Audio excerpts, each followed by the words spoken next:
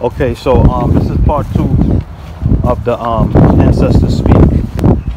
Um, I want to talk about divide and conquer.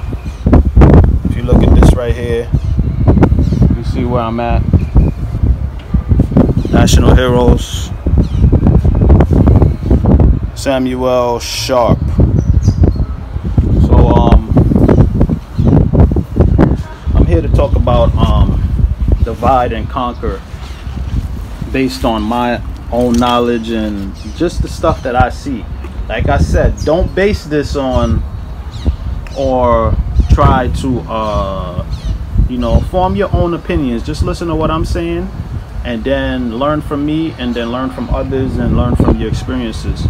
But I'm bringing you the ancestors talks because when I'm speaking, I like to be around the ancestors since I'm on the island.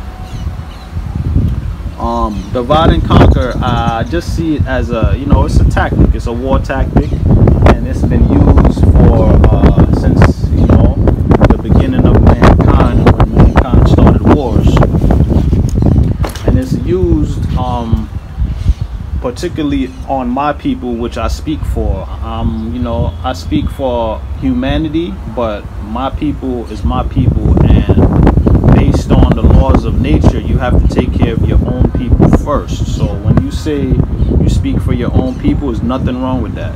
And my people are at a point now where we better start speaking for ourselves, or we're going to be exterminated.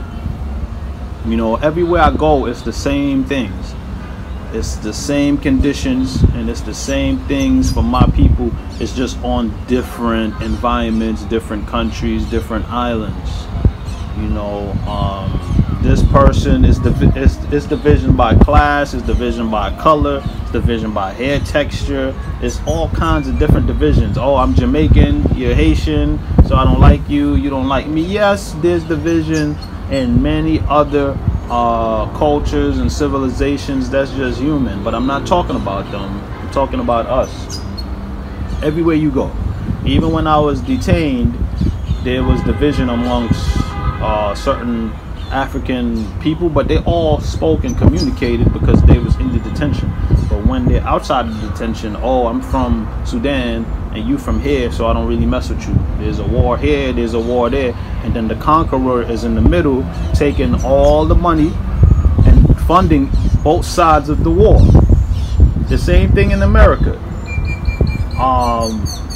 They say black on black crime. They use that as a tactic because they create these wars and then they kind of fund you or fuel it, which in America they fuel the media with the black on black crime, and then they have the people talking about, oh, we killing each other too, so what's wrong with them killing us? Are you stupid? Nobody in other cultures talk about their crime amongst themselves and use it as fuel. Only we do that.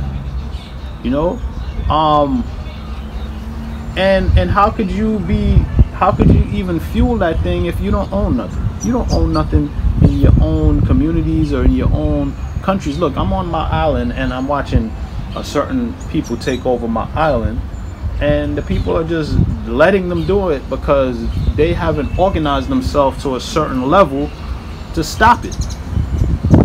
These people are bringing in products, selling it for cheap, putting everybody out of business. The Chinese, that's what they do.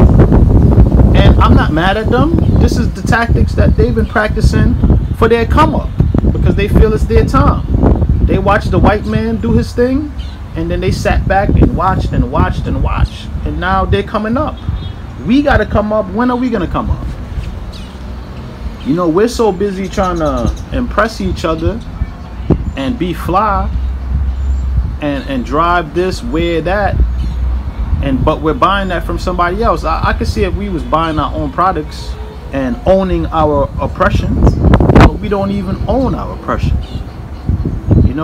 We too busy trying to be fly and wake up the next day and do it again, which is definitely a disaster for the future and for the kids.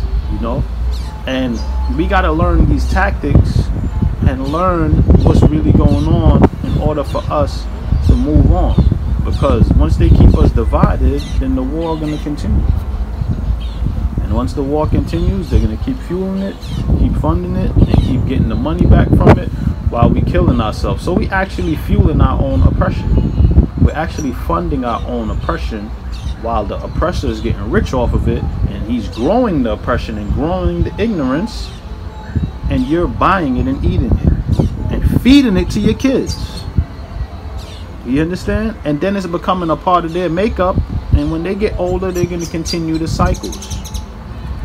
So when are we going to stop the nonsense and start opening our eyes? Yeah, we have PSTD and all these things going on, but somebody knows something that we're listening to. So we're hearing things on social media, we're hearing all these things where our eyes are open. We just don't want to see, because we want to be a part of this establishment so bad. It's almost like we're begging the oppressor. You know, we're seeing what he's doing. He's oppressing, he's dividing, he's conquering. So deep down, we want to be in the house. It's like we love to be the slave, but at the same time we want to rebel. It's like a give and take with us. One day we fighting, and then the next day we celebrating with the oppressor at his award shows or his ceremonies. It's like we want to be a part of it, and then we sit back and cry. It's like we're begging to be there. I see revolutionaries or so-called revolutionaries, they get on social media and then they complain about the oppressor doing this and doing that, and then when he throws his little award shows and ceremonies, they're in the front row like, yeah, I made it. What is it, man? I don't get it. You know, if you want in, just say you want in, man. There's nothing wrong with that. You want to live your life, you want a piece of the American pie or the American, you want to live the American dream, there's nothing wrong with that, man. But stop fooling the people like you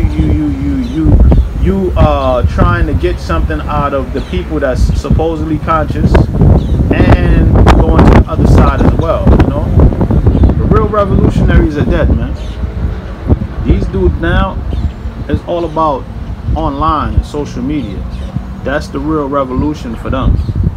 There's nothing really practical, you know, because in order to be have a revolution, you have to have some kind of nationalism and some kind of ownership of your surroundings and environment, and we don't have that. So it's not going to be a revolution for now, you know, but we got to recognize the divide and conquer tactics and start cutting them off one by one, and it just seemed like it's not happening. So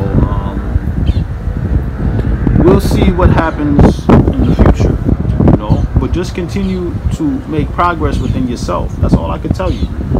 At the end of every video, I'm going to tell you a solution to each problem, and it's going to be the same thing. Keep making progress within yourself. Keep recognizing the bad habits that you have and change them little by little. That's it. That's all I can give you. If you're regressing, then it's going to get worse for us as a people, because you're worse. Remember, you're living in your own world, so you have to change yourself before you change anybody else. Okay?